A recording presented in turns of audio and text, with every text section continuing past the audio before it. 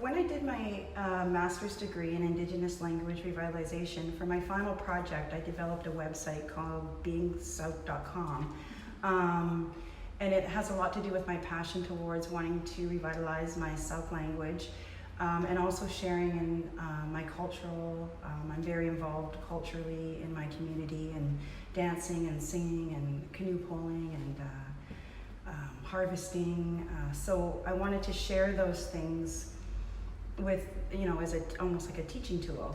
So I didn't want to speak on behalf of my nation though, because although I'm from Sauk Nation, we're all individuals and we have our own experiences. So I wanted to come from the point of view of my experience. What is being Sauk?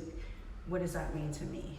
So that's how I came up with the Being Sauk. And then on the website I have photographs that I've taken, and then I had a friend who's a cartoonist who drew pictures of a young girl that represents me, but I didn't want it to be about my face. I wanted like young people to be able to look at that and see themselves in it. So I wanted it to be, that was why the cartoon part of it was so important, because even though I'm sharing my view of being a Sauk woman and growing up as a child that way, I wanted to show, I wanted to touch the young kids where they could almost see themselves in that. So in the education portion of the exhibit, we do talk a little bit about Ida, and I did see in your project that Ida influenced your teaching style and for your grade 1s and 2s. Right, yes.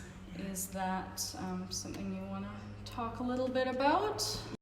So my Granny Ida was a master teacher, and she raised my mom with many of her values, and those values also came to me with my time with her, but also through my mother.